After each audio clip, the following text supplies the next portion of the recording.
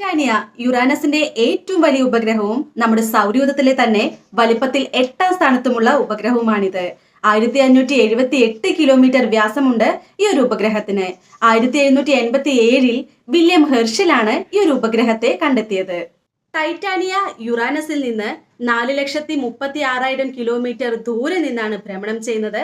യുറാനസിന്റെ മധ്യരേഖയെ അടിസ്ഥാനമാക്കി ടൈറ്റാനിയയുടെ ഭ്രമണപഥത്തിന് വളരെ ചെറിയ ചെരിവ് മാത്രമാണുള്ളത്. ടൈറ്റാനിയയുടെ ഒരു വശം എപ്പോഴും യുറാനസിനെ അഭിമുഖീകരിച്ചുകൊണ്ട് നിലകൊള്ളുന്നു. എന്ന വ്യാഴത്തിന്റെ ഉപഗ്രഹത്തെ പോലെ കാർബൺ ഡൈ ഓക്സൈഡിന്റെ ഒരു നേരിയ അന്തരീക്ഷം ടൈറ്റാനിയയ്ക്ക് ഉണ്ടാകുമെന്ന് അനുമാനിക്കപ്പെടുന്നു. വോയേജർ 2 ഈ ഒരു ഉപഗ്രഹത്തിനടുത്തുകൂടി 1986 ജനുവരിയിൽ കടന്നുപോയിരുന്നു.